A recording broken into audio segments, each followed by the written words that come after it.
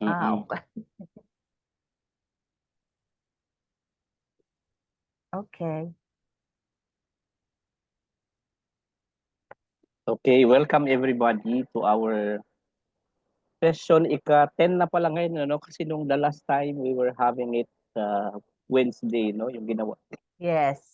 natin. So napaka bilis lang ng turnout of the events, and I am so glad that you are enjoying in a perspective where Mm. it's a fulfillment of the suggestion and word of God being given to us that we have to go back to the word just this afternoon.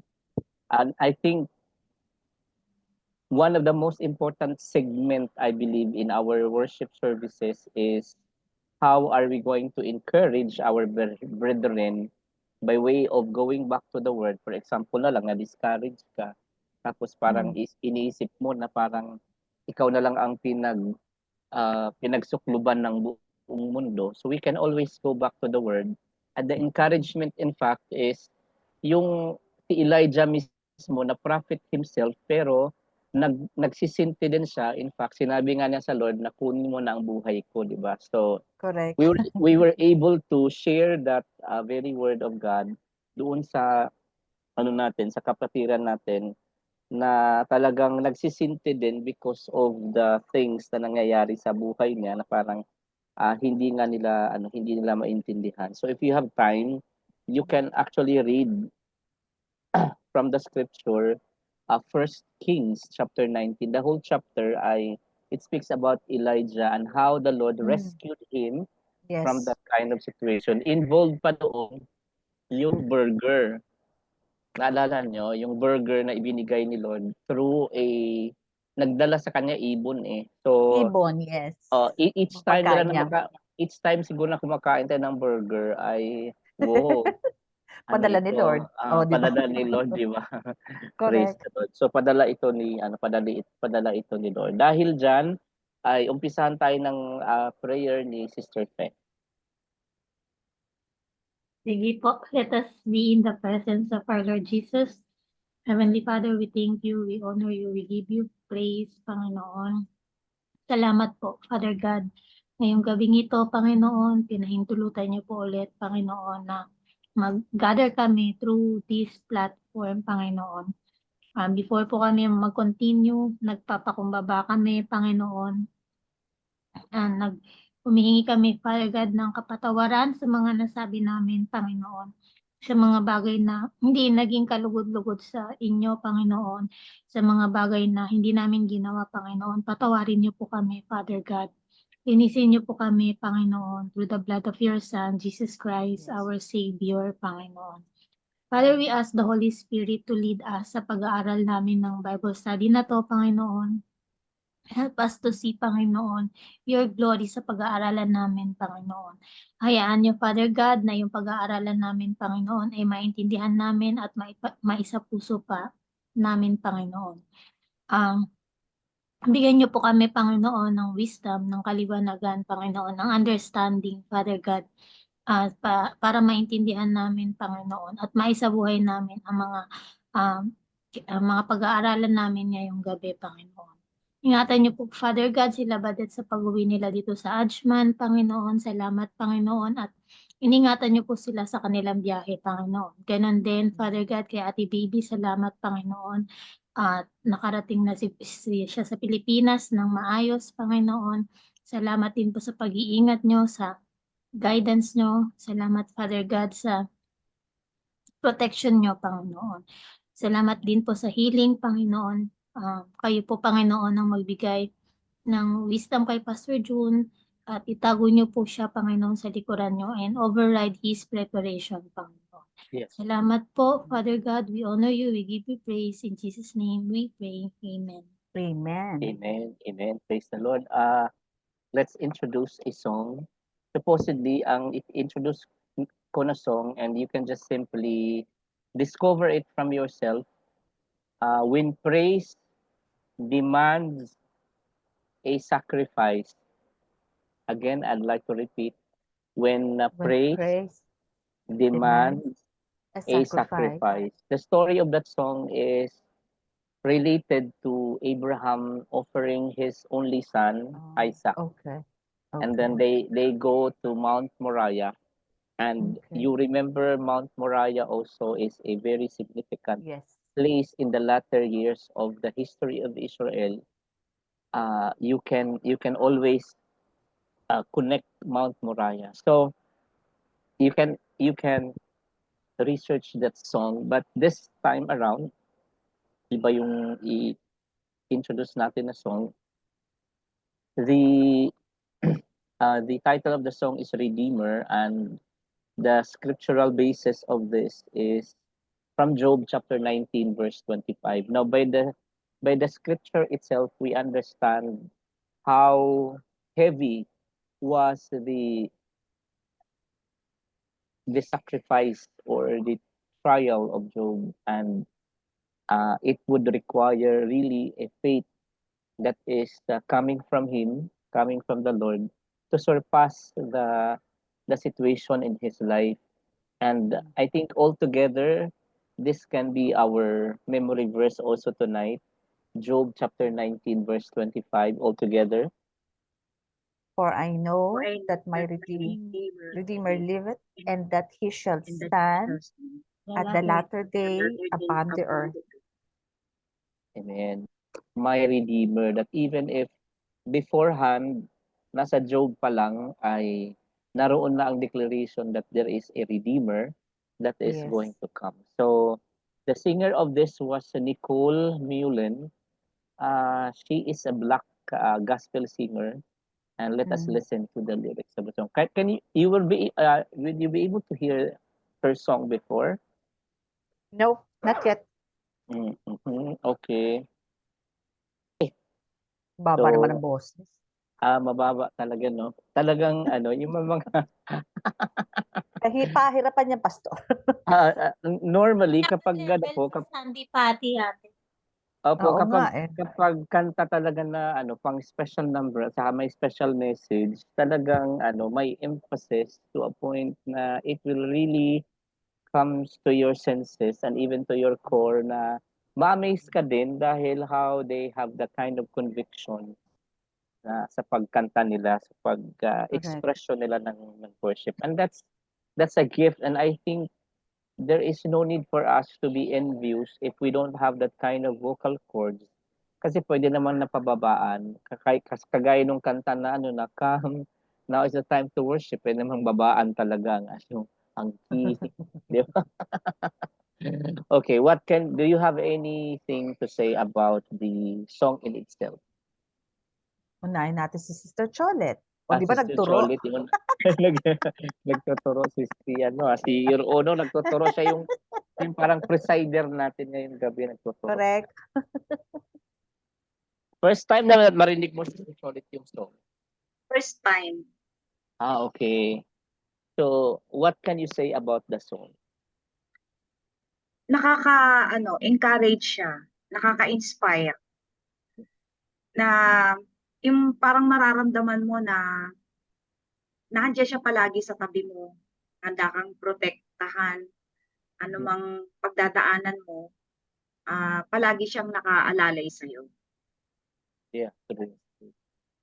Okay. Kasi kung titingnan mo, if you remember, if you can connect the time when the disciples of the Lord Jesus Christ were very uh, afraid because the wave is very strong and the Lord Jesus Christ Correct. was actually sleeping, no?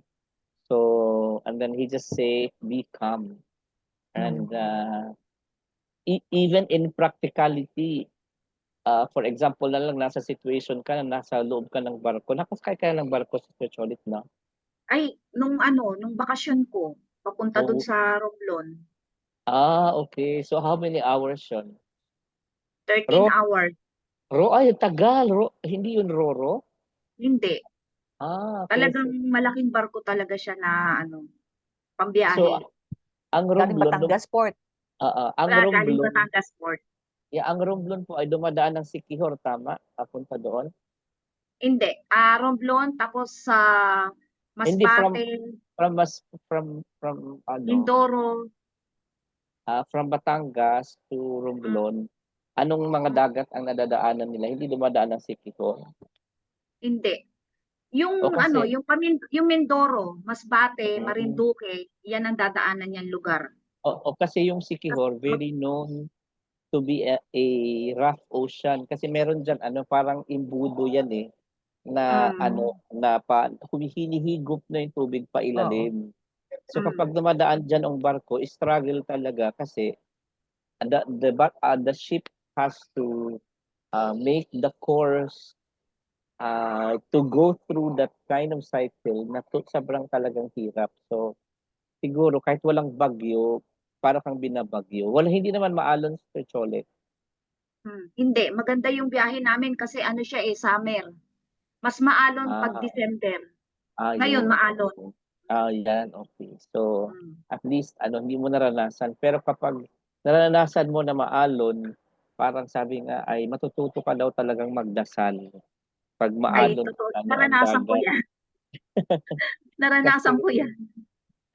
kasi talagang, mahirap na mahirap. Kaya, in its practicality, we really have to trust the Lord in every situation ng ating.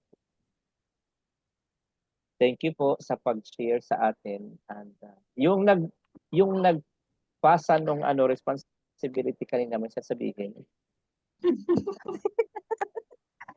Ako 'di ba nababasa naman talaga natin sa Biblia. Yung first line niya, the first several lines niya sa the beginning na yung the sun, the stars, parang ano, yung creation ni Lord na sabi ko nga 'di ba minsan yung nung maliit ako palagi ko ba't kaya hindi nalalaglag yung bituin o kaya ba't ganun yung hindi sila nalalaglag.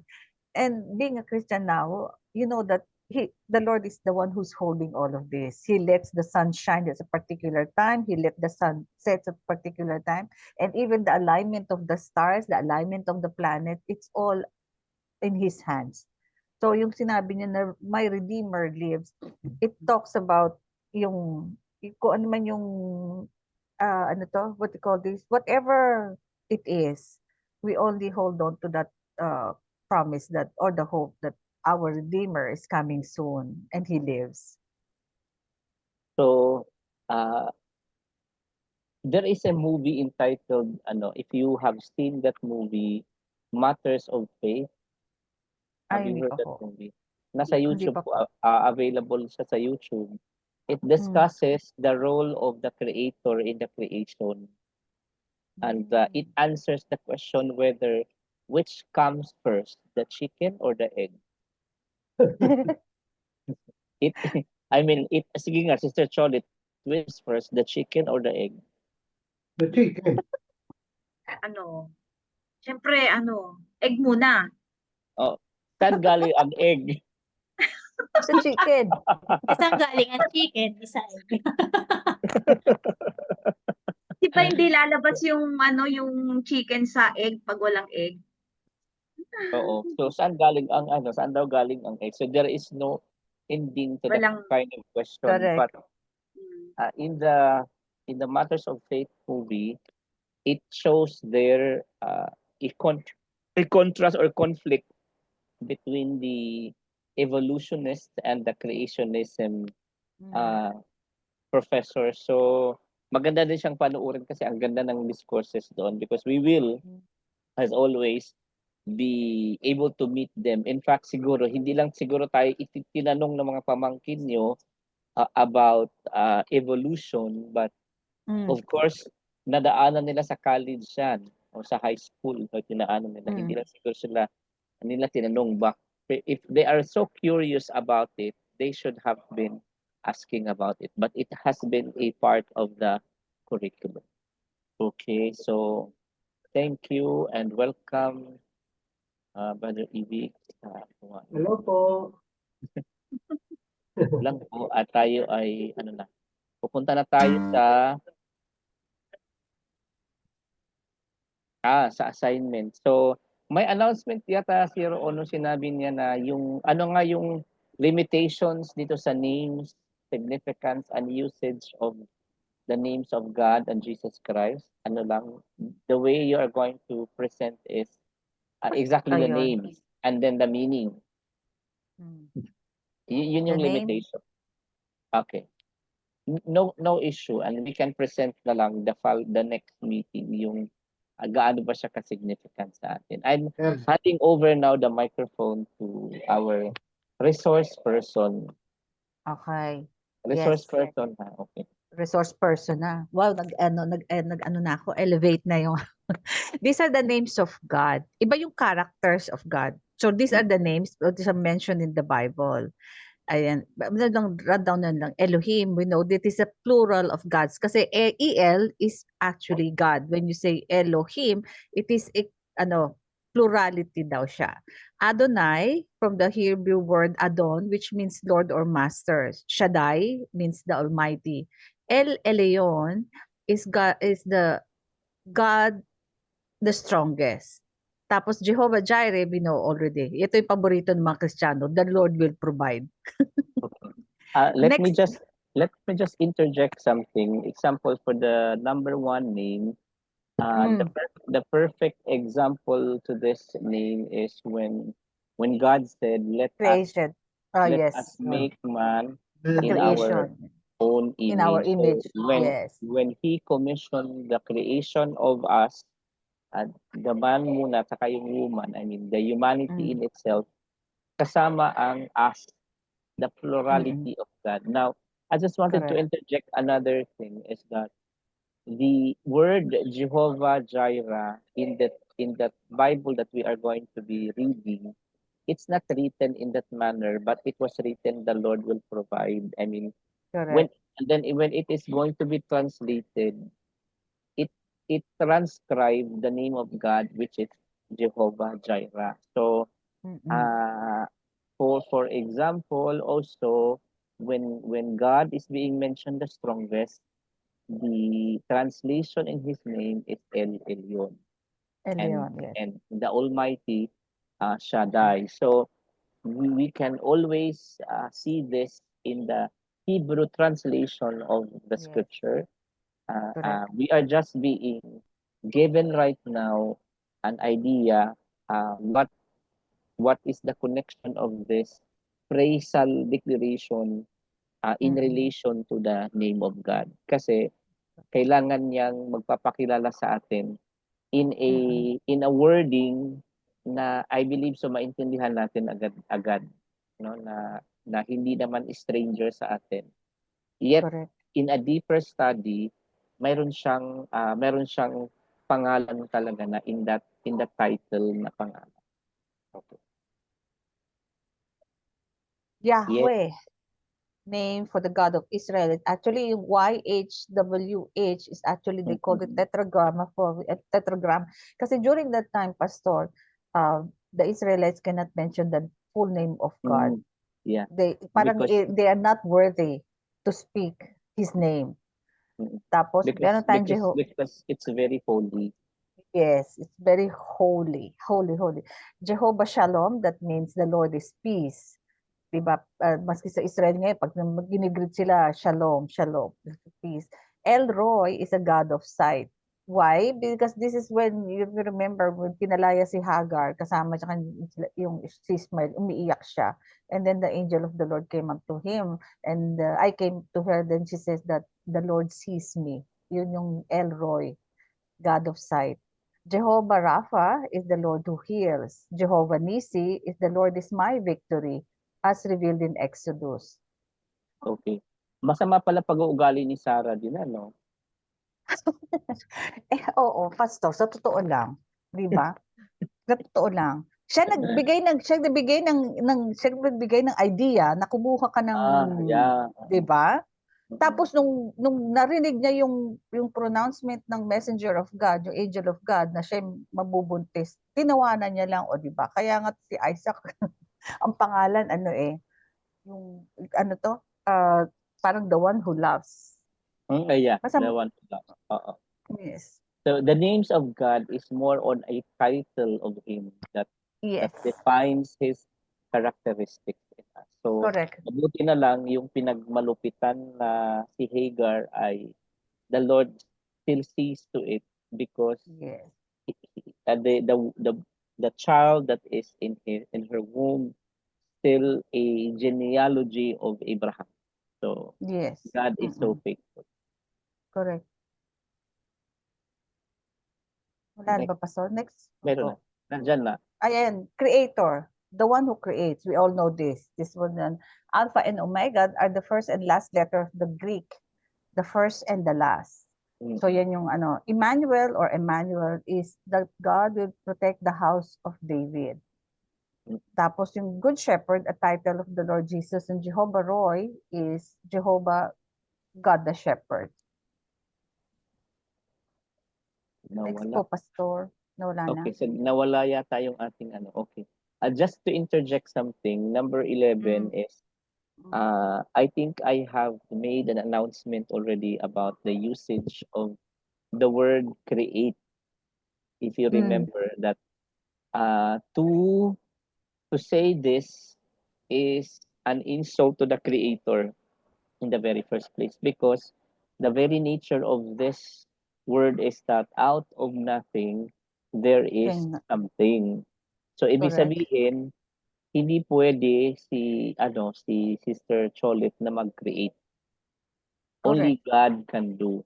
So kung Yes. siguro sasabihan siya ni boss niya na, Cholet, kindly create a file, I think he meant to say na open a file, or Open a file, yes. you should open a file.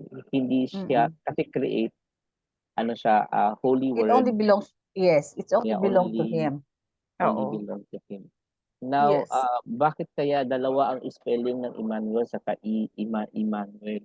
Yung I at saka E, Bisaya siguro, Pastor, o Emmanuel. Di ba yung sa kasi sa Sa ibang salin kasi, it is mentioned as Emmanuel. Sa ibang translation naman, Emmanuel. oo. But it's So still the same. yeah, it doesn't follow naman kasi if the E and I Yes. nagkabaliktad siya, or na-replace as the first letter of the word, because it still retains the original Yes. meaning of it. So yun, Okay. kaya pala yung Bible school na doon ako nag-aral sa Cebu, letter I siya para magiging yung kanyang acronym maging IBC, yung Emmanuel Bible Oo. College, hindi E. Correct. Okay, let's Pero dito, Pastor, di proceed. ba, yung, ay, tumalon. Yeah, sige. yes, Your Honor. Balikan ko. Yung lang, di ba, alam natin na EL means God. Di ba? If you see Emmanuel, the last is EL also. That's why it's God. Kasi sa mga angels niya, si Raphael, which is the angel of healing. Tapos si Gabriel, the God who sends messages. And then sino ito? Michael. Michael, the warrior. Oo, the warrior. The God, warrior ni God. So yung EL, particular means God. Okay, next line tayo, Pastor. Para malinaw tayo. Jehovah Ra'ad is the Lord my shepherd. Chidkenu. Hindi ko maintindihan to. Jehovah Chidkenu. Saglit lang pala. Before we can proceed in the study of bago pala, nakalimutan ko pala, it just give me a reminder today. You remember Sister Jo mentioned about Yahweh, and they only pronounce the consonant of it because they feel unworthy to pronounce about it. So Correct. when it comes to the matters of God, I think you remember the Ten Commandments, that we should not be using the name of the Lord in vain. Correct. So when this slides came to me, thank you po at maaga ninyong i-sinend sa atin, at you are doing the assignment. May forewarning sa atin si Lord na we have to also observe reverence in the name. So whether we do not we mispronounce, I think, the very word, and we have our own meaning on it. Yung observe natin yung sinasabi sa Ten Commandments na we should not use the name of the Lord in vain. So with reverence pa din natin siyang Correct. Thank you po. Ay, sorry. Jehovah Tzidkenu, from the Hebrew word tzedek, the Lord our righteousness. Tapos Jehovah Shammah, the Lord is there. And El Olam is a Hebrew name for God who has no beginning, no end. Parang ganito din yung Alpha and and Omega. Omega. Yes, El Olam. God Almighty, the perfect and all-powerful spirit of being that is worship. Tapos mighty God, from the Hebrew word gibor, means strength, power, hero, or warrior. Then King of Kings, because we all normally in our prayers is that you are the King of Kings, the Lord of Lords. So the King of Kings, it follows mighty God or Lord of everything. Okay. Makaalala. Okay. Ayan Sino? na. Number? Kailangan ba ng number? Di na, Pastor, wala nang number. Names, ito yung names of our Lord Jesus Christ. Kung Yes. titingnan natin yung character, marami Mhm. siyang character. Pero yung the name of our Lord Jesus Christ in the Bible. So, next one. So, Ba? Ito when- na naman si when- Picture when- na Pem. When I saw this presentation today, then it really answers the very questions na, di ba, pinoprove nila na hindi God si Lord Jesus Christ. So, Yes. in this name, I think if we can, siguro in the latter presentation, we can make some kind of comparison na tumutukoy kay the God of the Old Testament, and then Yes. In the New that Testament. refers Yes. about the Lord Jesus Christ. And the title he is holding, and the very mention of those title in the Old Testament and in the New Testament also. Correct. Kaya nga yung pag nakaka-encounter kayo ng question or ng tanong from other religion, prove to me a scripture that says Jesus is God. It's not answerable by a single setting. It needs to be Yes. answered by way of elaborating it. At kailangan umupo at kailangan kita tingnan ang revelation ng scripture about his name. Correct. Mahaba ang aking interjection. Yes. And these are the names of our Lord Jesus Christ: Savior, Redeemer, Bread of Life, Lord, Creator, Son of the Living God, Only Begotten Son, Beloved Son, Holy One of Israel, Wonderful. Okay. Yung number 5, sino nga lang ba ang nakapag-create? Sila, actually, if you go to the God. names of God, only God. That's why he's Yes. also called Creator, because he was there, diba? As you said, it is plurality. Yes, let us make man. Yes. Okay. Counselor, the mighty God, the everlasting Father, Prince of Peace, King of Kings, Head of the Church, the Almighty, Alpha and Omega. Again, because it correlates do sa Yes. beginning. Beginning and no beginning, saka no end. Correct. Master, and then King of the Jews is what the title that was given to him at the crucifixion by this diba, Roman soldiers. If you remember 11, counselor, ang pag-pronounce daw niyan medyo isa lang daw yung L, counselor. Counselor. Ano daw siya, di ba ano yan? Role ito ng Holy Spirit. Holy Spirit, yes. Dito mo makikita nga, Pastor, they are actually intermingled. Kumbaga sa meron silang point, pero although different persona. Diba? Ayun, tignan mo, high priest, prophet, teacher is also the Holy Spirit. Emmanuel. Or rabbi. Rabbi, yes. And then advocate is also about the Holy Spirit. Mediator, judge, chief cornerstone. If you remember that song that you have played, he is the chief cornerstone. Author and finisher of our faith, Lamb of God. Balikan natin may Emmanuel sa number 24 na mention din sa Old Testament. 20, yes.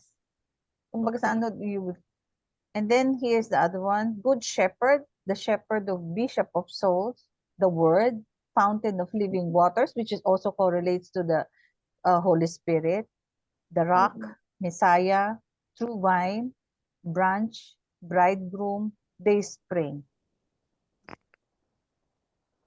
Mas marami pa siya. Opo, Shiloh, a gift from God, the Lion of the tribe of Judah, the bright and morning star, the image of the invincible God. I am. In Exodus Son siya of- na. In Yes. Exodus. Ito yung sinabi ni God kay Moses na ano ang sasabihin ko doon sa mga Israelitas, ano pangalan mo? And this is the I same, am. this is also mentioned in John, di ba? Sa New Testament. Before Abraham, I am. I Di ba am, sinabi yes. nga? Yes. Mm. Then the Son of Man, Carpenter, the way, the truth, and the life, King of Israel, Christ, meaning Anointed One. So, there are 50 names in the New Testament. Ito na Sobra, tayo ang sa dami. Ezra. Marami pa. Ay, Ayan. saan na ba tayo, Pastor? Sa Okay. Ezra na ba tayo? Oh yes. Tuloy-tuloy Ano po, lang Pastor? ang ating tuloy-tuloy Oo. yung yung ating hype. Correct. Alam mo, Pastor, Okay. really, I appreciate this one. Talagang it gives me a different perspective kasi dapat pag binasa mo Esther, ano pa pinagsasabi nito. But when you put all this in the people, places, picture, and then personal application, then you will see the whole picture. So, Ezra 2, yes. Okay, Ezra 2. Oo. Kaya- Imagine 1 to 70. Oo, kaya mahaba yung Bible, tingnan mo yung pages, ang dami. In Okay. fairness.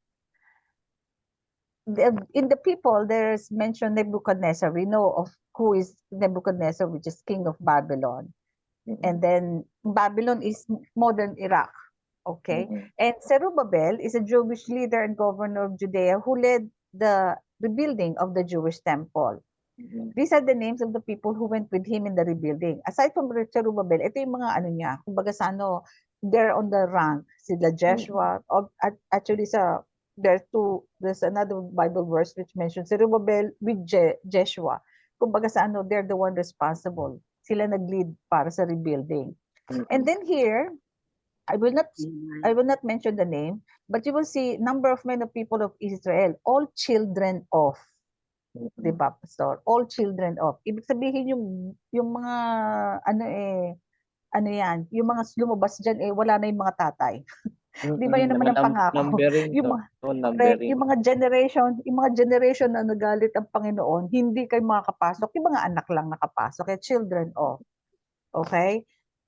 Tapos, next line, ayan yung mga numbers kung how many, like sa Parosh, children of Parosh, ilan sila, 2172. Ito yung mga na-exile na lalabas para sa rebuilding of the Jerusalem. Next so parang line. may numbering din pala ng mga tao, no? Yes po. Opo, may numbering. May census bago Oo, sila. meron. Correct. But there are also notable people here which I saw on the fourth point, si Nehemiah, which is a rebuilder, then which is may book din na ng Nehemiah, di ba? So Yes.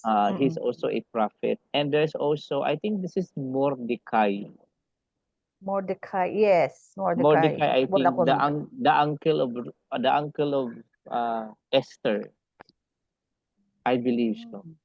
Parang uncles siya ni Esther, and also there is a specific book for that later on that specifies a history that was so special so that the Jews are going to be preserved till the time that they are going to go out. Okay. Meron pa pala, sorry.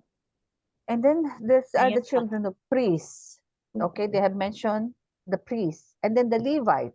Iba kasi ang Levites sa priest, di ba, Pastor?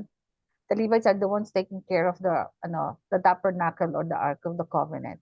And then there's singers also. But they are going to be taking priests from the tribe of Levi. So among the Levites, then parang they are going to appoint few to become priests.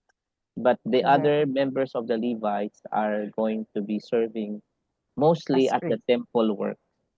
Yes. There's singers, we know the very famous Asaph.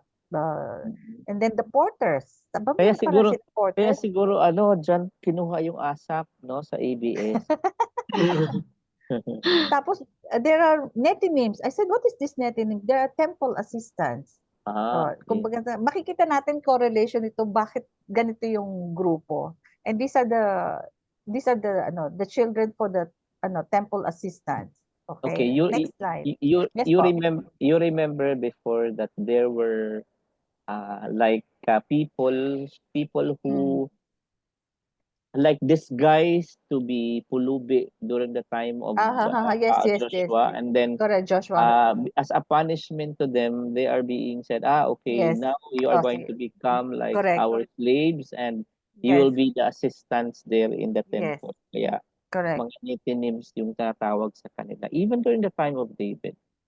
Okay. Mm. Then there are also Solomon's servants. Okay. Mm. And then there are people also, they could not show their father's house whether they were of Israel. Ito ang essence dito, Pastor. Alam naman natin na hindi naman purong Israelita yung, di ba, yung iba nga nag-asawa na dun sa, sa Babylon. Bago sila lumabas, ito yung sinasabi na the children of the priest. But since, sabi nga, this sought the register among those that were reckoned by genealogy, but there were not found. Therefore, were they as polluted put from the priesthood? Kasi unless you are an Israeli, you can prove that your patriarchs or your family is Israelites, you cannot hold the position of a priesthood. Kumbaga sa dito sinasalang na ng Panginoon. Kaya pala meron silang census.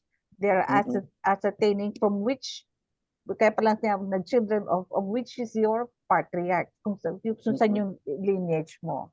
And then the last is the whole congregation together was 42,360. So ito yung mga lumabas sa Babylon. Okay. So Papunta meaning para sa this is after the 70 years period, no? yes, Lumabas after the sila 70 ulit. years period.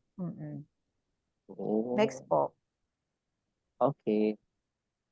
Places, okay? You know, Babylon's modern day Iraq, Jerusalem and Judah. Why it was mentioned here? Because these are mainly the people that were coming from Jerusalem and Judah. Nakita ko rin, Pastor, na there were some people who were left behind, but they were doing, parang, as you said, di ba, pag may gera, you just be in that place and you keep on paying, but the bulk of the Israelites were exiled sa Babylon.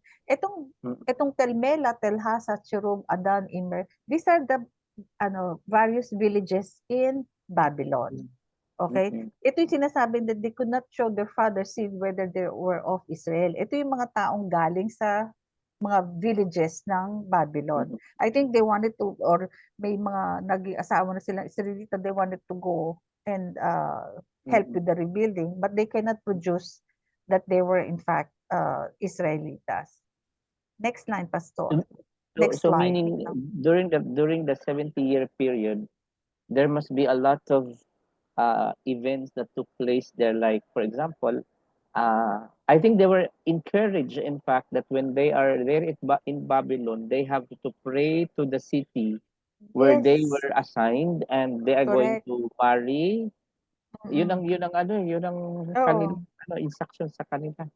Correct. Kaya intermarriage na din sila, kaya nga parang Correct. kung titingnan mo, parang Pilipino din ito na may may kalahalong iba na ding lahi, di ba? Pero latter part nakikita natin, Pastor, why all of this? Okay, the picture, it chronicles the return of the Israelites from exile in Babylon to Jerusalem and the rebuilding of the temple. The chapter includes a list of the exiles who returned and highlights na naman, kailangan dito, may advertisement na. Highlights themes of communal identity, worship, and redemption. Okay, makikita natin kung bakit very strict sila sa communal identity, worship, and redemption. Next slide, Pastor. Lapit na tayo. Ito yung mga key points. Return of the exile was a significant moment in Israel's history and symbolized a spiritual renewal of the covenant community. Diba? Oo. Kahit naman si pinopasay na for 70 years nando kayo sa but still the covenant of the Lord is that you will also return to that place.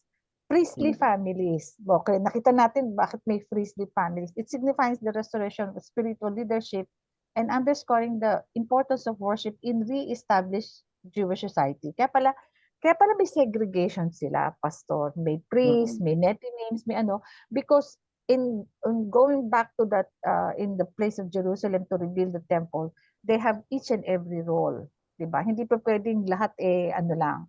Kumbaga sa makikita mo talaga yung kamay ng Panginoon na He made sure the first thing is that the Levites, the priests, the netinims, they're in charge for the spiritual aspect. And then there's also yung mga warriors o ano, are certain genealogies for families that do not prove their Israelite lineage or priestly heritage. The Tirshata, ang tawag doon ng governor, in arbitrating their status, highlights the importance of keeping religious and tribal purity in the community. So ito pala yun, Pastor. Kaya pala, pag hindi ka Israelita, kumbaga sa ano, hindi ka bibigyan ng isang posisyon, especially as a priest. Kung hindi kasi parang pinoprotektahan nila yung ano, imagine them in Babylon, there are pagans also, di ba? So they have to be careful. And then the names of the leaders who led the return, such as Zerubbabel and Joshua, are recorded in historical memory and honor. Now, bakit sinabing genealogical emphasis? Di ba sa nakita natin children of, it shows that exiles were not just random group, but were directly descendant from Israel's patriarchs. Okay, the main point of all these names and numbers appears to be that this is the legitimate community of God. Kasi di ba ang tawag nga sa Panginoon dati, He is the God of Israel. Okay?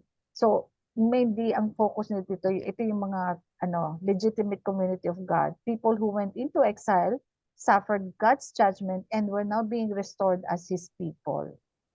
So, yun pala yung importance nun. Kung bakit kailangan pa. Next, may interjection kayo, Pastor? Wala.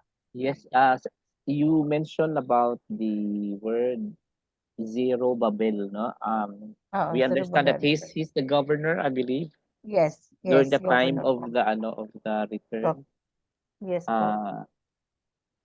There was a challenge actually that they are facing, especially in the rebuilding work, because when the people started doing that, there are already protests from the other nations that says they are rebuilding and then they're going to become a nation again. They're going to become powerful again by history. Correct. And Zerubbabel was encouraged in Zechariah chapter 4 verse 6. If you remember that exactly, it is not by might nor by power, but by my spirit, says the Lord. So for them to return and to Jerusalem is not the working of the human human. It is still God. It is God who maneuver all these things to happen, and He also arranged things to happen, and even in the middle of protest and contradictions, the Lord reminded them that He is there to intervene. Correct. Next, please. Okay. Ito na tayo. Personal application. Stubbornness. Like in the story of Jonah, as a result of our stubbornness, God can use or do things that could break us. Like the pagan Nebuchadnezzar. Actually, Nebuchadnezzar was used by God. Diba? That's why it was prophesied. To discipline us or for us to realize that His plan or purpose will be done with or without us.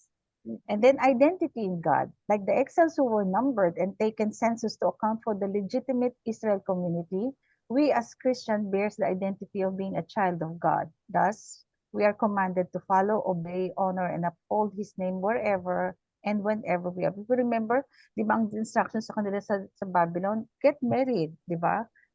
Build a home. Kumbaga sa pray and bless this place. Kumbaga sa kasi ang alam, di ba, ang nasa isip kasi nila, sandali lang sila dun sa Babylon kasi may nag-preach, di ba, Pastor? Ilang taon lang kayo dito, yung pala hindi. Tagal-tagal. 70 years sila. Yes, nagtagal sila. Next po, next slide. Teamwork, fellowship. Just like the returned exiles, they have their own positions or work cut out, while we as Christians have different roles, servers, teachers, pastors, worship singers, etc. But it is a collective participation of all for the glory and honor that only belongs to God. Doon di ba sa mga census na ginawa. And that God's grace and mercy, like the returned exiles, they were still granted grace and mercy despite their arrogance and stubbornness. They were there in Babylon because of their arrogance and stubbornness, di ba, Pastor? We as Christians must always remember how the Lord Jesus died on the cross to redeem us, although we are not worthy. Redemption meant a complete transformation of our whole being as we have been saved from sin that separates us from God. And then God's faithfulness. God always fulfills his promises, like with the prophecy of being exiled in a foreign land for 70 years, but due to his faithfulness, he also promised that they will return to their promised land. Meron pa ba, Pastor? Ayan, yung Yes. message, when God's people remain faithful to him, he would continue to bless them. Yun yung personal na you have to remain faithful to God. Amen po. Imagine mo yung 70 verses Oo na nga, hindi, tsaka ang ganda, Pastor, kasi ikaw, you discuss Ezra 1, pointing out si King Cyrus, di ba? Siya yung nagbigay ng Yeah. now in ng Ezra 2, edict. opo, pagdating sa Ezra 2, eto na, nagkakaroon na ng census dahil lalabas na sila. Yung magre-report ng Ezra 3, eto na, sasabihin niya na kung ano na nangyari. So, makikita mo yung storya in a very concise manner. Yes. That's why I like it. Handa ka na pa Ezra 3. Next meeting na, we'll go now to our lesson. So natapos na po tayo last meeting kay Jehoahash at ang kanyang kasalanan po ay pineke na ang kanyang repentance. Umiyak lang siya and then hindi talaga galing sa kanyang puso. He is becoming deceitful about his repentance just to get away from the problems that he is facing being a king. So we're going to be studying about his son, Joash or Jehoash. Yung last time, Jehoahaz, tapos pinalitan na lang, tinanggal na lang yung Joash or Jehoash ang kanyang pangalan. So he reigned 16 years and there are two kings na nakapangalan po na Joash or Jehoash in the Bible. Yung isa taga Judah which is in Southern Kingdom at ang pangalawa ay yung nasa Northern Kingdom which is Israel, na ito yung pag-uusapan natin na naghahari siya ng 16 years.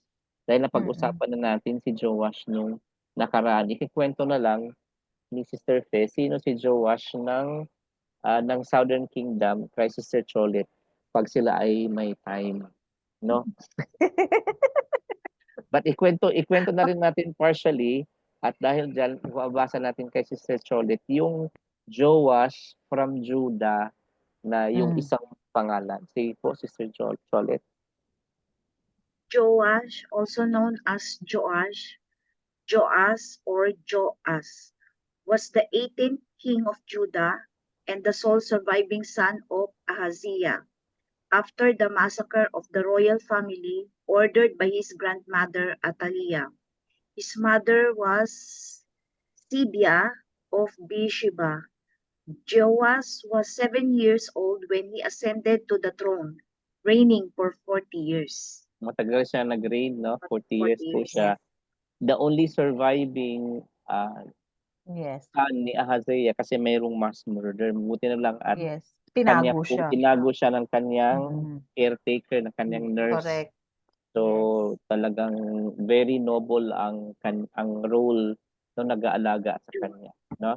And during the time of the prophet, na meron kasi siyang prophet na nag-a-advise sa kanya, he did right, but when the prophet died, talagang lumiko din siya ng landas. No, the second Jehoash, kay Sister Cholet pa din tayo. Ito naman yung pag-aaralan natin ngayon, Sister Cholet. Jehoash, whose name means Yahweh has given, was the 12th king of the ancient northern kingdom of Israel, Samaria, and the son of Jehoahaz. He was the 12th king of Israel and reigned for 16 years. When he ascended the throne, the kingdom of Israel was suffering from the predations of the Arameans, whose king Hazael was conquering land controlled by Israel. Take note, ha? Ang Judah, ang kanyang capital, Jerusalem.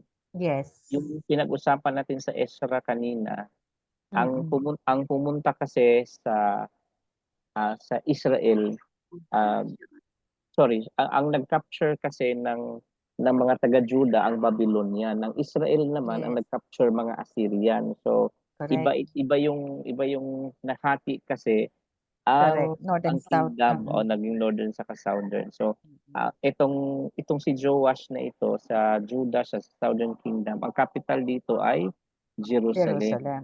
Sa Israel ang capital There, ay ang Samaria. at saka there's only 2 tribes lang 'di ba sa ano Mm. sa Judah. Yung kabila naman 10 sila. Kaya Oo. nahati yung 12. Mm-mm. Okay, dito na tayo sa ating okay. So what happened, Sister Jo? Yan po. Ay, ako na ba? Mm-mm. Okay. Now Elisha was fallen sick of his sickness whereof he died. And Joash, the king of Israel, came down unto him and wept over his face and said, O my father, the chariot of Israel and the horsemen thereof. And Elisha said unto him, Take bow and arrows. And he took unto him bow and arrows. Okay. Saglit, yung verse yung verse 14, yan ba ang ganun ba ang tono ng nagluluksa pag sinabing oh father, oh my father? Hindi. Parang ganun din. Ulitin. Kailangan talaga may tiyentro. Now Elisha was fallen sick of his sickness whereof he died. And Joash the king of Israel came down unto him and wept over his face and said, Oh my father, the chariot of Israel and the horsemen thereof. And Okay. Elisha said unto him, Take bow and arrows, and he took unto him bow and arrows. O di ba? Kailangan may teatro pa si pastor. May career to sa sa Correct? sa radyo, pwede na sa radyo. Okay, have you observed something here in verse 14, the first paragraph? It says, nagkasakit si Elijah at namatay na, no? Tapos, Elisha pa namatay. And then, dumating si Joash. Yes. Tama? Tapos, Okay. dinramahan ni Joash, ano? Ano nangyari sa verse 15? Nabuhay ba o ano? Nag-regain ng strength? Or what can you say? What is your theory about it? Parang ganun, Pastor. Parang biglang lumakas. Biglang lumakas, no? Na parang dahil Siguro meron pa final siya. instructions. Dahil siguro itong pagkamatay na ito, parang hindi siguro yan pagkamatay na baka na faint lang. Tapos na-revive, no? Kasi alam natin sa hospital kapag sinabing, di ba may cold flu? Correct. Tapos na-revive, no? Na-revive siya. And then sa verse 15 ay mayroon pa ding mayroon na instruction na kasi hindi pa tapos yung kanyang instruction. Correct. So, talagang alam nyo kapag servant talaga tayo kay Lord, kahit sa deathbed natin, kapag may pina-instruct si Lord, mabubuhay wala, ipapagawa sa atin. In fact, kung makikita natin dito, hindi magandang encounter ito. Nagalit pa yung yung nagalit pa si Elisha dito dahil hindi masyadong sinunod ang instruction kay Joash. Pabasa uli, Your Honor. Tuloy natin. Elisha lay on his final sickbed. He was a much respected man of God who had faithfully served the Lord for close to 60 years among a people who had at best paid only lip service to him. King Joash himself came down to pay his respects to the old prophet. He wept. Elisha would be missed in the days to come. His presence in Israel had been a constant reminder of God's presence with the protection of His people. Okay, take note. Kung titingnan niyo po ang mga nangyayari sa Israelitas before, even from the time that they exited from Egypt, makikita mo talaga na yung presensya ni Lord, yung release ng kanyang kapangyarihan, napaka powerful. And kung siguro nandun ka, yung pananampalataya mo for sure dapat mabuo na, di ba? I mean, by by the miracle itself, dapat mabubuo na dapat ang pananampalataya nila. Kaya lang, even over the times that passed, yung Mm. maraming mga tao na parang ano pa rin, parang miracle on Yes. demand, no? Correct. Parang movie in demand lang sila. Kaya Mm-mm. even if how powerful the manifestation of God is Yes. and how anointed the leaders are, if the heart really doesn't respond Yes. properly, parang Correct. nababaliwala din Oo. yung manifestation Kaya tinawag sila na ano, lip na service lang. Mm-mm. na Bibig even lang. this time around, siguro for us leaders, ilan na ba ang nashiran natin ng Word of God na parang nashiran lang, walang epekto sa kanila yung Word of God. Napatanggap lang ng Word of God, parang walang effect Walang sa puso nila. pagbabago. O walang Mm-mm. effect sa puso nila yung Word of God. So Mm-mm. siguro may mga times siguro na sa mga servant na nag-iisip na sana nabuhay na lang ako sa time nila ni Elisha para makita ko yung kapangyarihan. Correct. Hindi talaga eh. Ang nasa ano nasa response natin kay Mm-mm. Lord, readiness ng ating puso. Mararanasan natin yung fullness Oo. of His power, makikita talaga natin. Correct. So, yan, warning sa atin yung lip service na Mm-mm. baka puro na lang lip service ang nangyayari. Okay. Ituloy-tuloy natin to kasi may sectional ito eh. Mamaya na natin ipasa kay Sister Faye yung ibang portion na ito. Ano nangyayari ba doon sa event na yon sa buhay ni Elisha? Ano ba yung mga event na nangyayari? Sige Sister Jo pa din. Ay, ako po ba?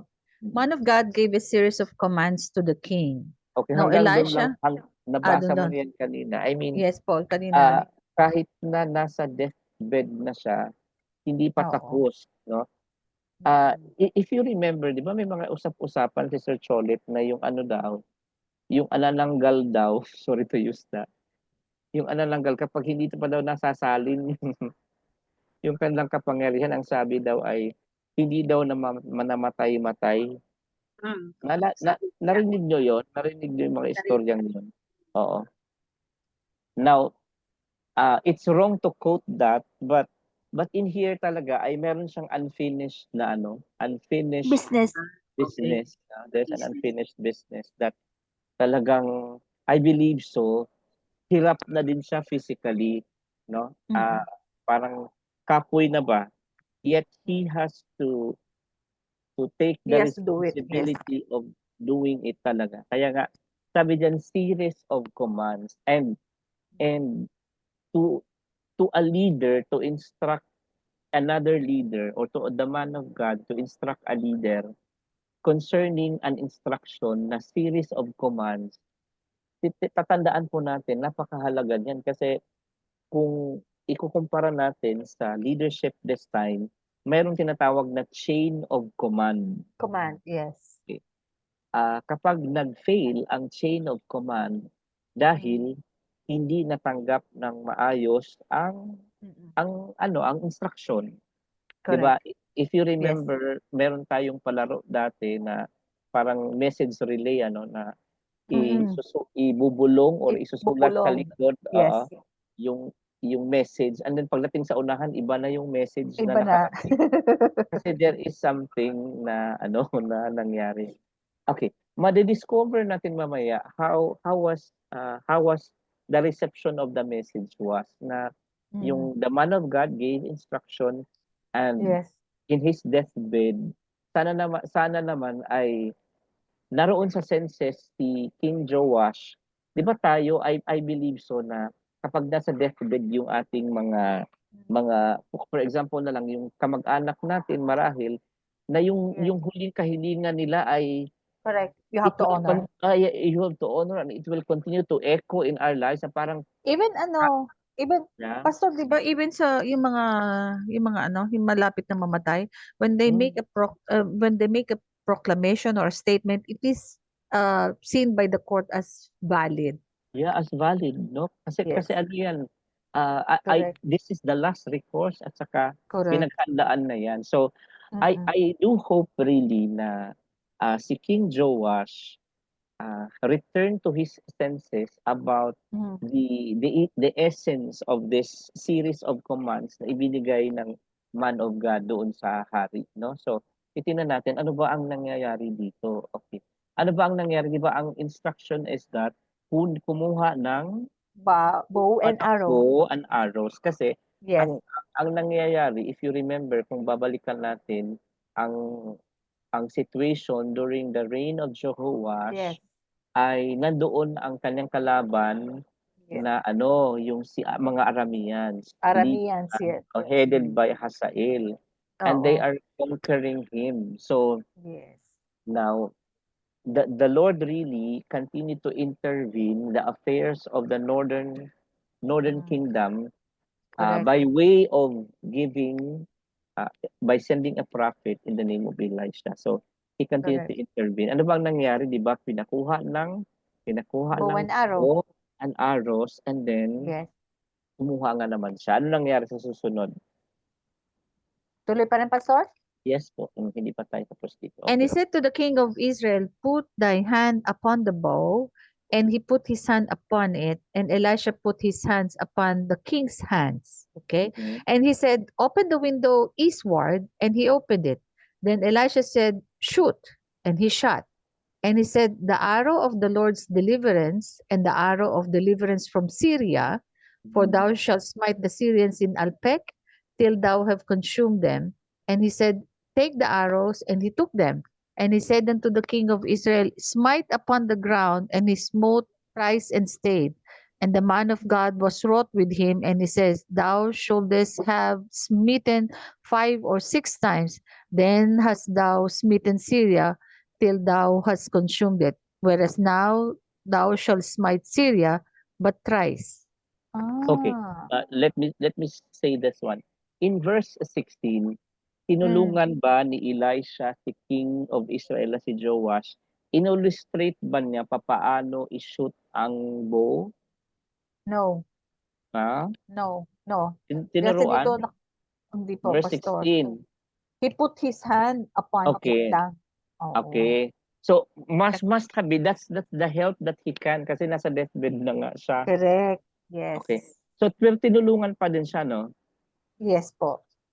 Tinulungan pa din siya how to do it, and I don't believe Siguro that pa being ano, king, yeah, sorry po, Pastor. Siguro nangyari, sabi niya, put thy hand upon the bow. So, yung si King Joash, nilagay niya yung kamay niya sa bow. And he put his hand upon it. Parang pinatong. Oo, pinatong ni Elisha yung kamay niya. and I Doon, think Elisha put his hands.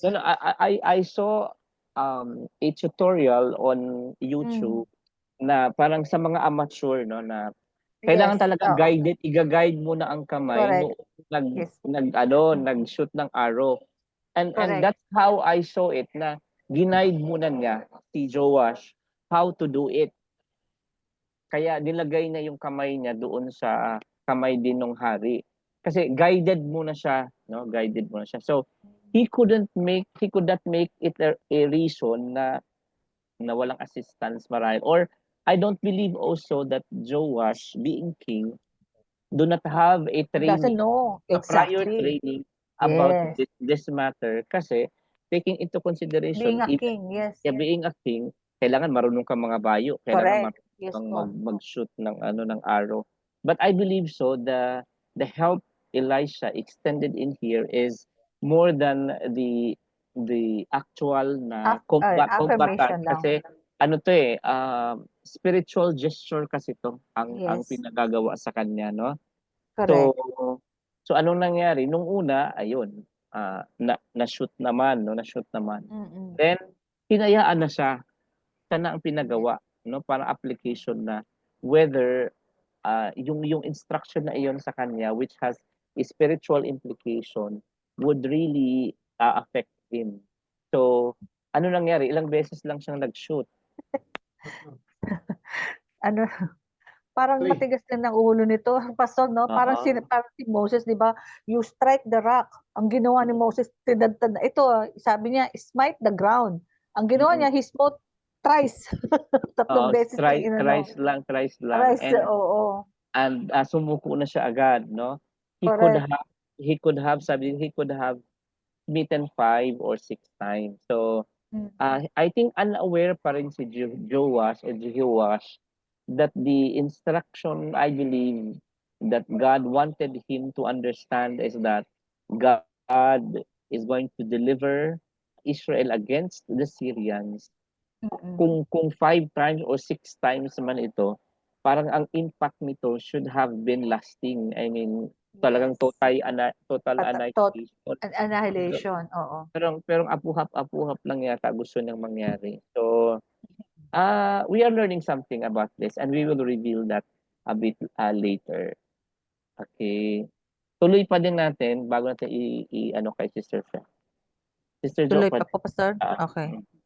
But what was this? The man of God gave a series of commands to the king. Take bow and arrow. Put thy hand upon the bow. Open the window eastward. Shoot. Step by step, the king did as he was told.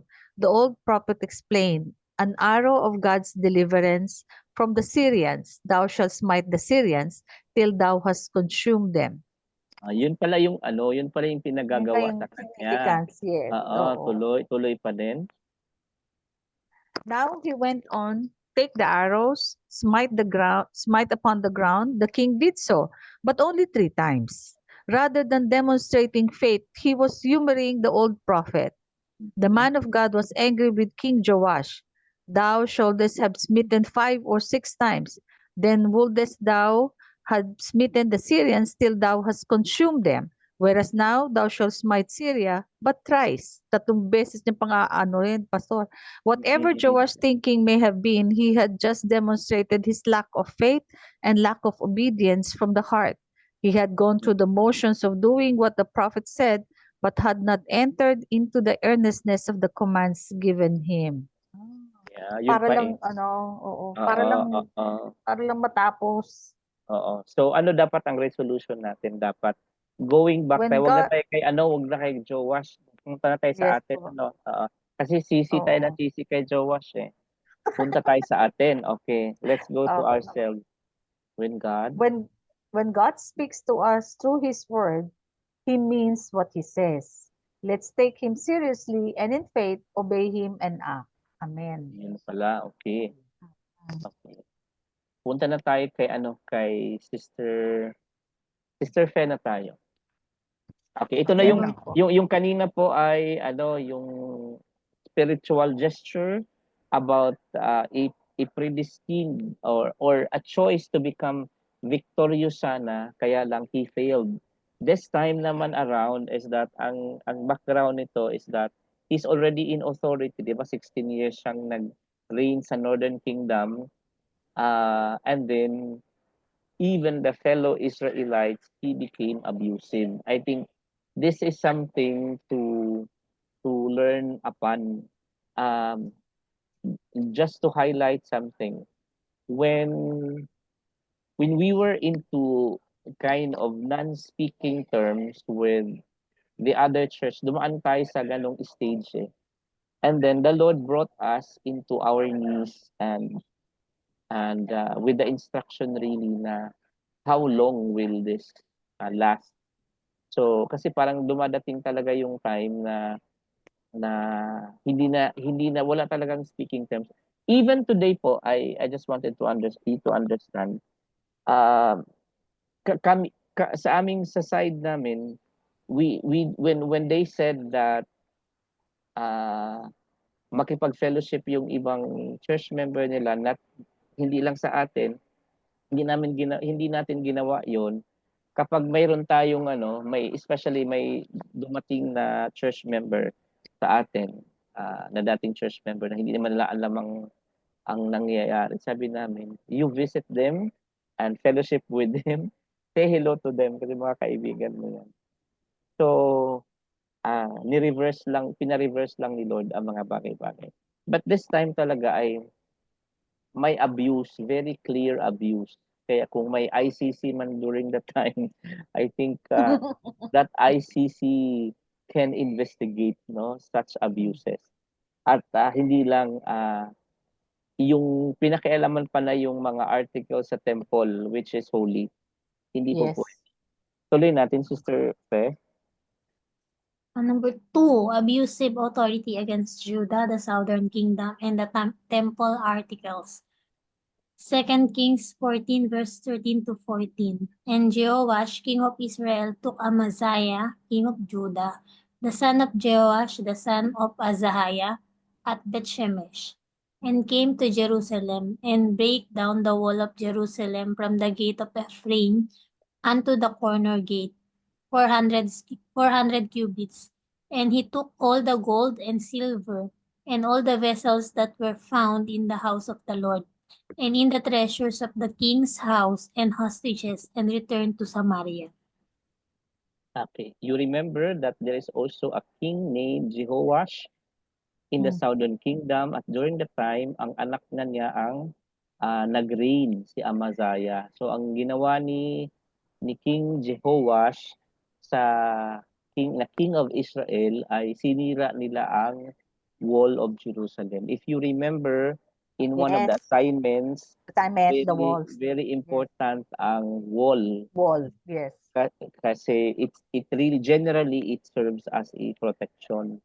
Okay, Yes. so ang ginawa po niya ay talagang ang kapal nung gate ng wall, 400 Mm. cubits, napakakapal. And tinangay niya po, para siya ngayong si Nebuchadnezzar na tinangay niya yung Yeah.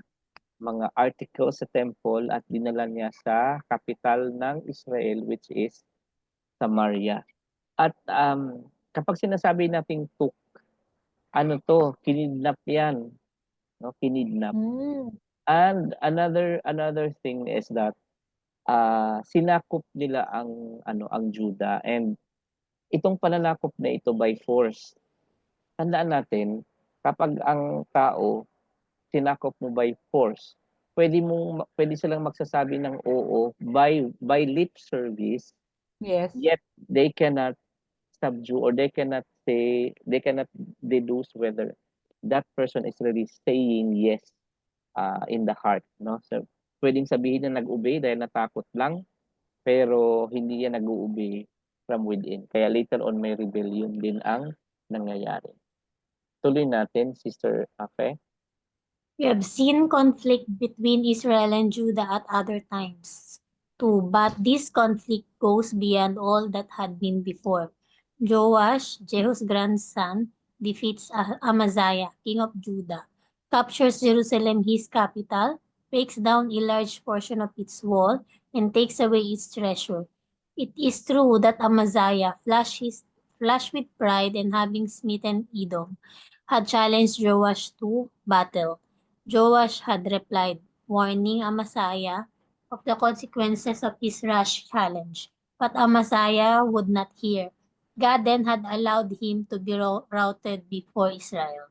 Okay. Although it has been like a lesson towards Amaziah, pero yung yung overkill na sinasabi natin, I mean, the respect of the humanity in itself. Okay.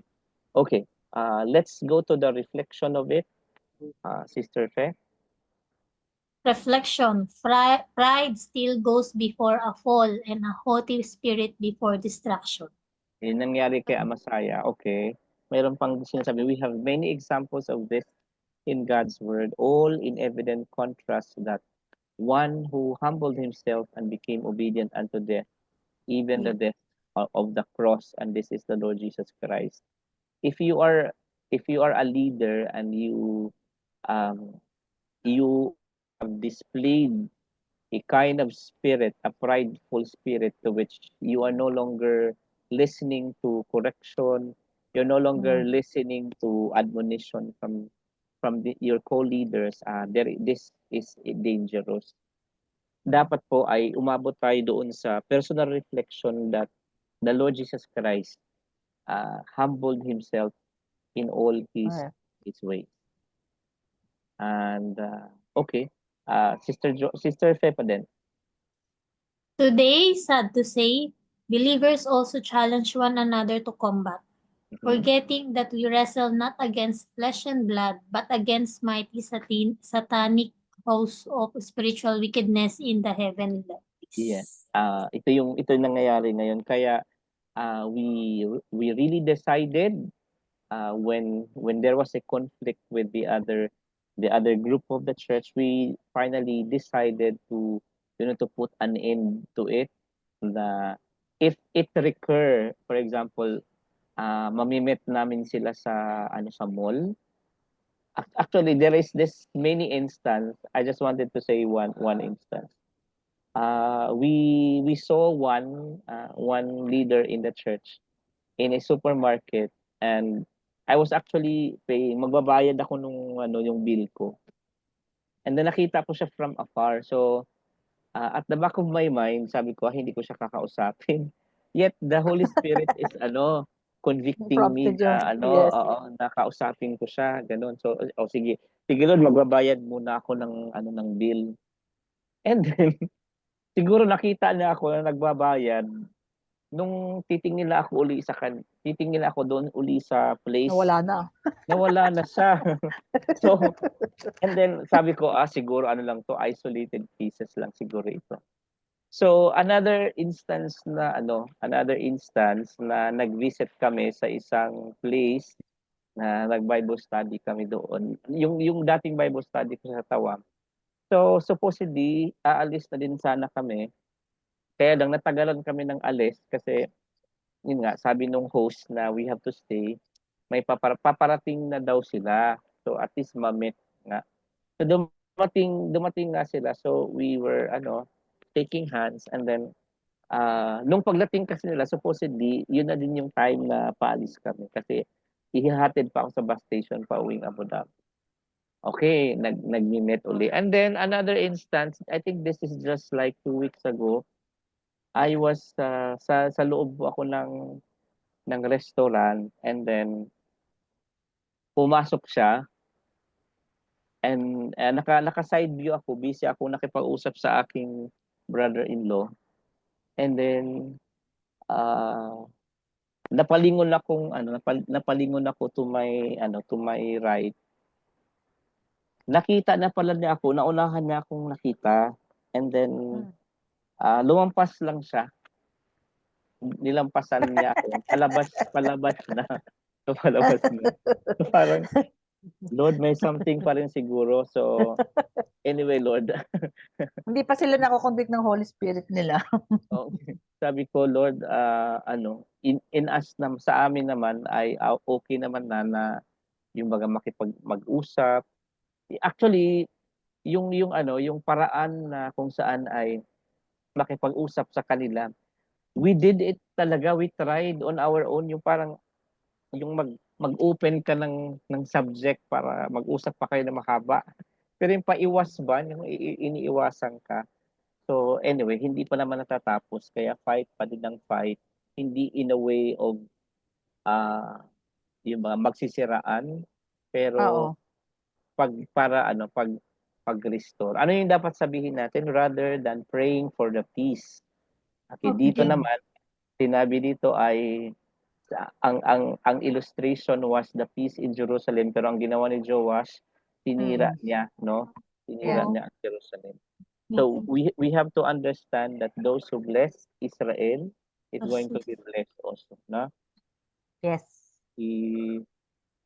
And then ang ginawa niyang hostage, no? So we try to force our brethren's good behavior through such pressure. What a loss for when we believers treat one another, treat one another like this. Now, our approach here in the church should be that their changing of their attitude is based on the conviction from the Holy Spirit, not because someone threatened them. Hindi po pwedeng ganun. Kasi it will not last, no? That kind Yes. of change. Okay. Now let's go to Brother Evic, and let's go to the lesson learned in the life of In King the life of King Joash.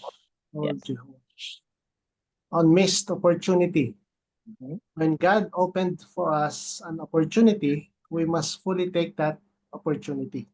Why I'm taking this as one of the lessons that we need to learn is that supposedly kasi ang 'di ba may word na yung salvation natin is predestined by God. Kaya Yes. lang kailangan mong piliin, no? Piliin mo Correct. yung kaligtasan na iyon. So in Mhm. this missed opportunity of King Joash is that Mm. sana ano na certain ang kanyang victory over the Syrian pero Correct. nilimitahan niya in his own fame.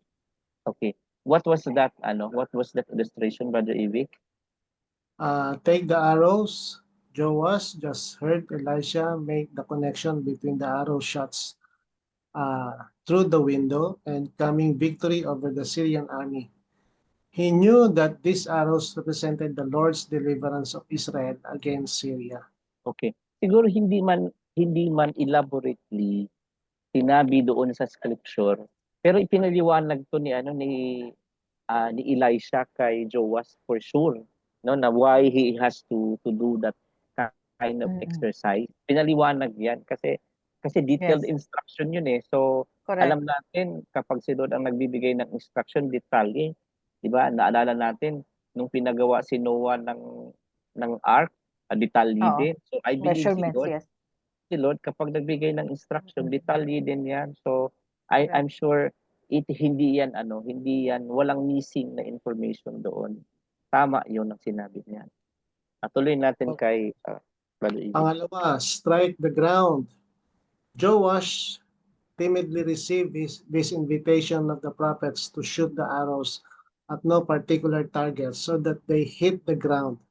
He shot the arrows and stopped, not sensing what he should have, that the arrows represented victories in the battle over the Syrians, and he should have received the prophet's invitation more boldly. Okay. Kung leader ka talaga, dapat mayroon kang emphasis. May tinitingnan tayo dito na spiritual illustration. Ano bang ibig sabihin? Bakit kailangan i-shoot yung arrow sa ground? Sige nga, Brother Ivic. Shooting the arrows requires effort and aim. Dito ko na unahin, Pastor. Yes. It also requires instructions and help from the prophet of God. It Mhm. also had to be done through an open window. Okay. Now, sinabi dito, ang strike the ground, ito yung sinasabi na, I think it was stated here, Elisha clearly asked Joash to do something that modeled about prayer, no? Yung una mo na Yes. doon sa Yes. doon sa air, tapos yung pangalawa sa Sa ground. sa target na, no? Okay. Yes. Ano ang target dito is that kung spiritual battle, you need to first focus on the victory that you will have, claiming it from the heavenlies that you are going to be victorious. Then to put it into action, ito na kailangan ng effort, and then the aim. Yung aim kasi dapat alam mo kung saan ita-target dito sa ground, di ba sinasabi. Then I believe so there was an instruction. In fact, bago naman siya pinashoot sa ground, siya muna ay binigyan ng role modeling. Yung role modeling sa window muna. Okay, next. Shooting the arrows had to be done without knowing the exact outcome ahead of time. The target was only fully known by faith. Baka Ito walang yung instructions, Pastor. ano? Baka walang instructions, kaya hindi niya Mm. parang wala sa kanya yon. Kumbaga parang sumunod lang siya pero wala nga sa puso niya. Kasi nga siguro Wala nga, hindi, oo. parang it doesn't make sense para sa kanya. Yeah, it doesn't make sense talaga yung Kasi minsan, gagawin niya. minsan naman talaga, Pastor, kung minsan, di ba, kung maano mo, parang yung instructions na nanggagaling sa Panginoon, parang minsan yung hindi mo makita yung sense. Yeah. Kaya nga it is by faith. Kahit na hindi mo makita ahead, you have to follow. Yeah. Ito nga Diba? yung palatandaan natin ngayon na yung instruction na yan for us Christians this time, kapag yung mga yung mga instructions seem to be like vague, yung walang nakikitang yung possible outcome na kailangan mo ng faith. That is exactly the thing na gusto ni Lord na ipapagawa sa atin kasi He wanted us to have a leap of faith doon sa bagay na ipapagawa sa atin. Ano yung sinasabi sa susunod? Was ineffective because it was not repeated enough, reflecting a lack of confidence in the process. Mhm. Pangatlo, had its strategic moment. And when that moment passed, it was gone. Yun lang. Bigat. Yun lang. Okay. Ito yung sinasabi diyan. Bakit kaya ganyan? Failing, sabi niya. Failing to shoot the arrows hurt others, not only yourself. Bakit So, kaya? yun ang- Well, actually, doon nga sa ano yung lesson nga doon, kung sinunod lang niya na 5 or 6 times, kumbaga talagang sana na talagang napagtagumpayan niya yung victory. Hindi lang naman niya siya magkakaroon ng victory din pati yung buong Southern Kingdom, right? Mhm. Buong Judah ang ng victory. Yeah. Northern Kingdom, Northern Kingdom, sorry, Northern Kingdom. So hindi lang siya as a king. So it hurts others dahil pati sila ay hindi nagkaroon ng ganong victory na ano. Kumbaga kasi hari siya. 'Di ba nangyayari naman 'yan pagka nagkaroon ng consequences na yung pagdaanan natin 'yan pagka yung hari ay nagsamba sa Diyos-Diyosan, pati ang buong bayan damay sa Mhm. sa sa Okay. There are two sides of the coin in the explanation to this one is that uh, nakita ko din sa YouTube na ang pag-shoot ng arrow, 'di ba sabi natin na nagre-require ng effort, kailangan ito ng gesture, kailangan ng Yes. balance. So kapag imbalance ka talaga, yung back mo magkaroon din talaga ng pain. So if you do not know the proper way to execute it, it really hurt yourself in the very first place. The other aspect to this one is that kapag ang shooting an arrow became a failure kapag walang aim. I'd like to repeat. Shooting an arrow became a failure kung walang aim. So, ibig sabihin, kapag nag-shoot ka, dapat you knew sino ang pinupuntarya mo kasi it will hurt others, especially kung ang na-hurt mo pala ay innocent, because it would only require a single arrow to be shot to kill a person. At kung ang tao na yun is innocent, then it hurts that person because the shooter failed to shoot the arrow with that aim. Kaya kaya for a king in the aspect in the life of Joash, kailangan meron siyang sense of direction, hindi lang siya shoot ng shoot na walang aim. 'Di ba? Dapat may point of direction siya dapat. So, yun yung sa. Let's go back to Sister Cholet. Lesson in the life of King George. Second, on missed mentorship. The man of God was angry with him because King Joash did not seize the strategic moment. Israel would enjoy only 3 victories over the Syrian army instead of the many more they could have enjoyed. Okay. Tandaan natin po na ang mentorship that is so important, especially in this trying days. Meron ka dapat 'di ba yung ka-yoke fellow, and I believe during this time kaya siguro umiyak si Joash kasi 'di ba sinabi na chariot of Israel, sinabi niya kay Elijah. We understand na kapag marami ang chariot ay marami ang mayroong certainty of at least victory in the army. So sharp talaga ang prophecy ni Elijah at it became a reality, and that is something na na-miss mamimiss ni ni Joash yung moment na iyon. Na sana kahit last moment na lang dapat niya ay he took it so sincerely, no? Tuloy nga natin, Sister Cholet. The prophet himself did not yet know how many victories Jehoash should obtain against the Syrians, but God had signified to him that should learn that by the number of the king's strokes, there are many situations in which we should keep shooting the arrows, but we content ourselves with a small effort. He should have continued smithing till the prophet had said enough. Ito naman, bumalik uli sa atin, no, there are many situations in which we should keep Yes. shooting the arrows, pero Correct. parang gusto natin is small effort lang. Now, Yes. punta ulit tayo sa mga sarili natin, no? So, ito'y pakinggan natin, Sister Cholet. Tayo ay pinangangaralan. Sister Cholet? As a believer, we have to keep shooting in the battle against sin.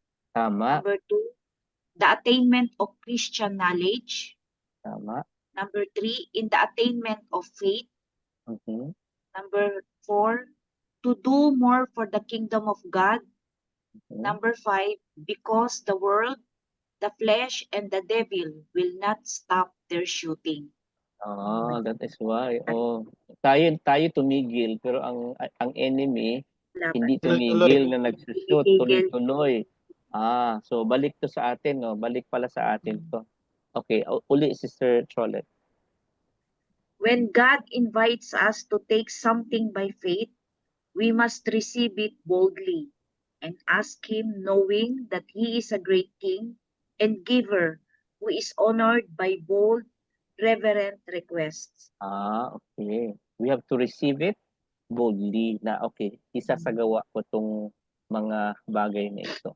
Let me read this one. Only Joash lack of faith manifested in his half-hearted smithing the ground, sorry, with arrows but tries, prevented his destroying the Syrians utterly, kumbaga yung pangkalahatan, and it was unto him according to his faith. So, actually, even in the New Testament, sinabihan tayo na yung yung gifting na ibinigay sa atin in accordance to our faith, 'di ba?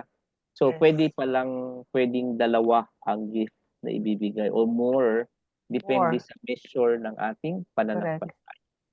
Okay, number 3 kay Sister Jo na tayo. On Miss Victorious Destiny.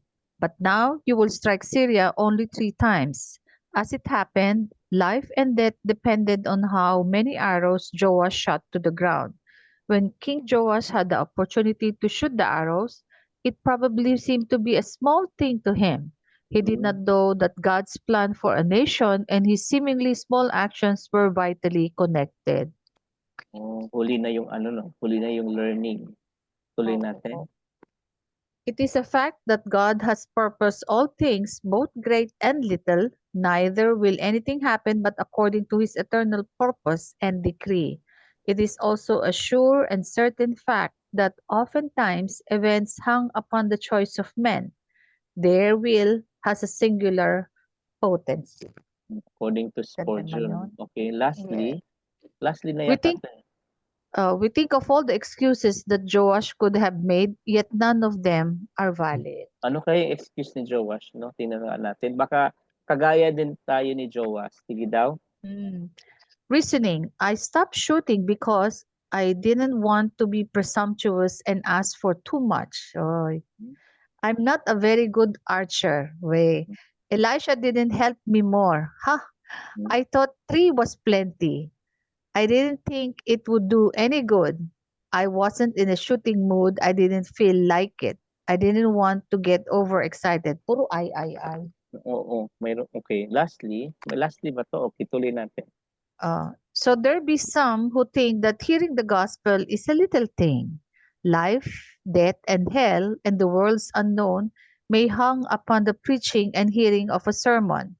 To hear attentively and not to be disturbed in the sermon may seem a very insignificant thing, and yet upon the catching of the word may result either the attainment of faith or the absence of faith, and so the salvation that comes by faith.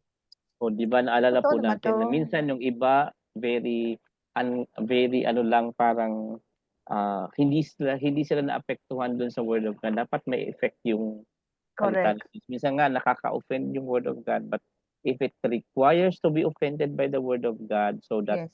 faith will be seen, and that is so commendable. Now we saw that in the courses of the instruction being given by Elisha to King Joash or Jehoash, parang may missing link so parang may hindi natanggap na Na instruction. tamang Tamang instruction. So let's Yes. go back again to ourselves and let's have like a practical answers to this in relation to our relationship with the Lord and service to His ministry when we receive an instruction. So how to receive it effectively, no? Paano natin tanggapin effectively yung instruction ni Lord?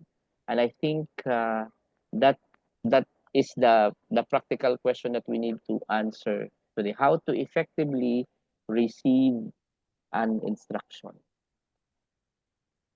Who wants to share? Or who wants to have a relatable experience to this matter? Sino gusto? Well, Pastor, siguro, ang gusto ko lang sabihin, depende siguro sa nagbibigay din ng instructions. Sa sitwasyon ni Joash, it is already, si Deathbed. lang nagbibigay sa kanya di ba? And Elisha. isa pa lang, di ba, sinasabi niya, parang umiiyak siya na kaya sinabi niya na si Elisha ay yung parang pilar ng Israel or something like that. Chariot of Israel. Chariots of Israel.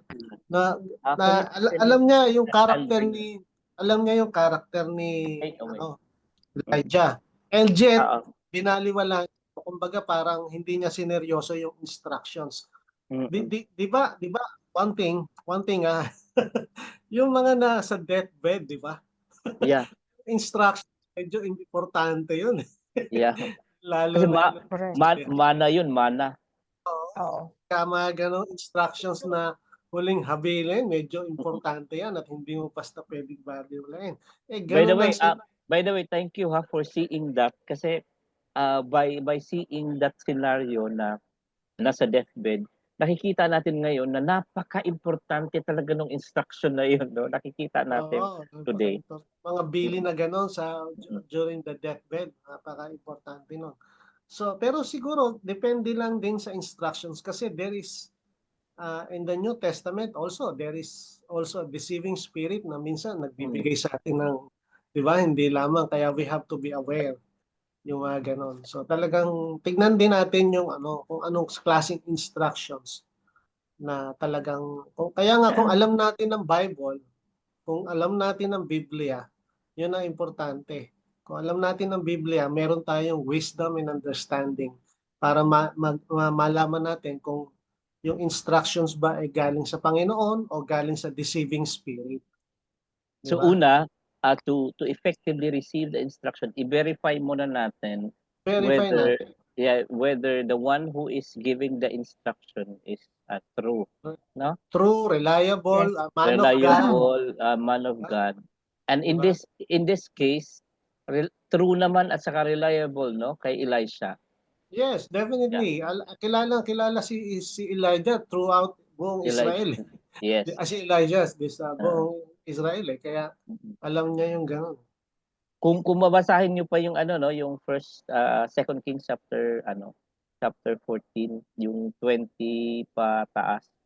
Di ba may nabuhay pa nga uli nung nakahawak lang nung carcasses ni Elisha. Kasi that's how anointed he was. Yung double portion of his anointing ay nandoon. Yes. Okay. Thank you po. Okay, maraming salamat yun We have to verify. Kung verified na, okay, don't doubt. You have to go ahead and obey, no, with with confidence doon sa nagsasabi at saka with sincerity talaga kasi last ano na yun eh, nasa deathbed. Hindi, di ba, ano, if you go back to that verse na giving instructions to take the vow, and merong word dun, pastor, na si Joash, humoring Yeah, na, para lang matapos yung mm, yung instruction mo. That means he did not take it into his heart kung ano yung instructions sa kanya. O sige, para matapos na lang, gawin ko na to. Kaya siguro nagmadali siya na 3 lang ang ginawa niya. Siguro yun yung ano, yung isa sa atin is we don't make an extra effort even to read the Bible and meditate, di ba? Tama nga ni Ibig the only way that you know how you will do this effectively is verify from the Word of God, di ba? So kung di ka naman nagbabasa, di ka naman nag-aaral, so how you can verify? You cannot verify by yourself. At saka yung nangyari kay Joash, di ba? The Spirit of God, you can clearly see that it was never with him. Kasi he made the decision by himself. He only went to Elisha when he needed help. But when the instruction was given to him, he did not take it into his heart that this is the deliverance from God. Amen. So, Instructions so are very dapat talaga But- ay with sincerity ka pagka Yes. nakinig ka doon sa instruction. Brother Instructions Ibig? are very important. Kasi actually ngayon, nasa Proverbs akong binabasa ko to.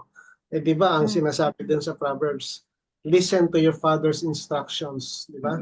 Do not turn away from your mother's ganong teachings. So talagang napaka-importante kasi doon ka matututo. And Siguro sometimes ano, God talks to us through other Oo. people. correct. Di ba meron ng line yun sa ano sa Revelation? Those who have ears, Let and them those hear who have, let them hear. Di what ba? the Hindi Spirit is listen. saying. Correct. Kasi there's a difference between hearing and listening. Kasi hearing commands an action. Listening is just you are just entertaining that into your thought. Kaya sabi niya, those who have ears, let them hear. That means you have to do action. So, yun yung ano. Hindi ka lang, nung binigay ni Elisha yung instruction, siguro sa kanya, ano na lang, sige, para matapos na to, sige, 1, 2, 3, tapos. So Nagmamadali. kanina, verify the one who is giving the instruction. Yes. And then second, you have to listen attentively by hearing Yes. talaga na Correct. walang hindrance. So what Yes. else? Meron pa? Sister Cholet, kaya paano maging effective na ano? Paano tayo maging effective na tumanggap ng instruction? Aside from listening, kailangan ano din, andun yung eagerness natin, yung willingness natin. Isa rin yun sa, Oo. kailangan Kasi- willing tayo Oo. na matuto, willing tayo na magbago. Kasi Hindi lang yung, umaabot talaga yung ano, yung pagka narinig yata natin, parang gusto natin magreklamo agad. Di ba? Yung dapat na doon yung willingness, tama yun na gawin natin, i-implement natin. Ang problema kasi, sa sitwasyon ngayon, especially ng social media, no? Kaya nga nakalagay sa Facebook, what's on your mind? Lahat gustong magsalita, walang gustong makinig ng instructions. Kaya nga, no? Oo. Yun ang problema ngayon especially in this age of social media. Lahat gustong magsalita lahat gustong mag-comment, lahat gustong sabihin yung nasa isip nila. Walang gustong may masabi lang. Well, may masabi lang, ano, may mamay day lang. No? Correct. May mamay day lang. What's on your mind? Kaya nga yung mga post ko ngayon, puro mga bulkan. Oo, pumutok ang bukal, kanlaon, tapos yung mayon, ay yung taal, ano ba yan? Yung ano ko, yung post ko, mga bulkan. Katatapos lang ng bridging ng end times. Sabi ng auntie ko, ba't mga bulkan yung mga pinopost mo? Kasi parang last week ko na ano lang ako sa mga bulkan na puputok. Kahit sa Iceland kasi, nagkakalagitnaan ng yelo, may bulkan na pumuputok. Oo, hindi basta sa California, California ba 'yun? Anong state sa ano, nagkaroon ng earthquake, 'di ba? 5 on the Richter scale. Mm. Hay, Sister hay, Feb, hay, hay. Sister Feb, bago siya mag-closing prayer, may nais ba kayong i-suggest how to effectively receive an instruction? Okay, yung instruction galing kay Brother Evic about shopping. Siya. Ano po siguro yung take heart din. Like, hindi mo lang siya basta gagawin. Pag ano mo rin siya, isa sa puso mo rin siya. Or maroon ka ring realization sa sarili mo. Yun lang po, man. And then keep reminding ourselves for compliance kasi this is not kasi kung yung habilin kay Jehoash, mamamatay na kasi si Elisha, alis na siya. So dapat he has to take it by heart na during his entire reign or maybe during his entire existence ay ipapamuhay niya yung instruction ni Elisha na galing kay Lord. Take to heart. Kasi without it, yan, magiging half-hearted lang siya at saka hindi siya maging sincere to do it. And a leader should have this in-depth sense of sincerity. Na in all the things that he does, meron talagang may sincerity. No? So, praise God. So, next week, sino ang Ezra 3? Pepot. Si Pepot. Si Cholet sa Ezra 4, no? So, nag-enjoy ka naman, Sister Cholet, sa pagbabasa ng Ezra 4? O naumpisan mo na ba? Nag-start na akong mag-research. Praise God. May mga research na tayo ngayon. Praise the Lord. Amen. So, kay Sister Fenapay for our closing prayer. Sige po. Let us be in the presence of our Lord.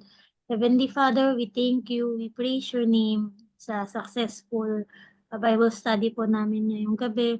Because of you, Jesus, that's why po, Panginoon. Nandito kami para mag-aaral ng salita mo, Panginoon. Thank you for tonight, Panginoon. Ingatan niyo po si Pastor Jun sa pag-uwi niya, Panginoon.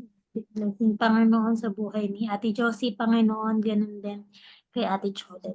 We thank you, Father God, at nakarating na nasa bahay na si Ate Baby, Panginoon. We thank you, Panginoon, dahil tinuruan niyo po kami ngayong gabi to be obedient, Panginoon. Sundin namin ang instructions mo, Panginoon. Salamat po, Panginoon, sa buhay ng bawat isa nandito, Panginoon. Salamat din po sa buhay nila, Badet, Panginoon. At mga hindi ko po nabanggit, Panginoon, na mga JCM members, Panginoon. Kayo po ang bahala at mag-bless sa bawat isa, Panginoon. Lord, ngayong gabi po, bigyan niyo po kami ng masarap na tulog, Panginoon, at magising po ulit kami.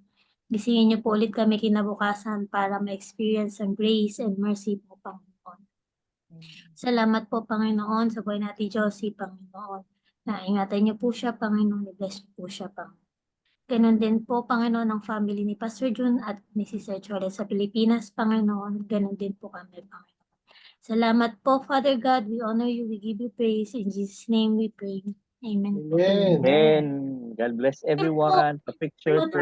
Ay, may picture pa. 1, 2, smile. Amen. Nagtanong si Badet, nabago na ba yung Bible study natin? Bakit Wednesday? Sabi ko, hindi ka kasi nagbabasa. Humingi ng pahintulot si pastor. Kala niya Wednesday na. Hindi, may nabago lang ng isang araw dahil inaasahan talaga natin during the time na sobrang traffic talaga. So, nakaiwas naman tayo at yun nga, maganda dahil from Al-Ain, meron na palang direct na transportation from Al-Ain to my house sa Musapa. So, okay na siya. Mapakabilis yung pag-uwi. Praise God, everybody. Okay, God bless everybody. Yes. Bye. Yes. Bye-bye.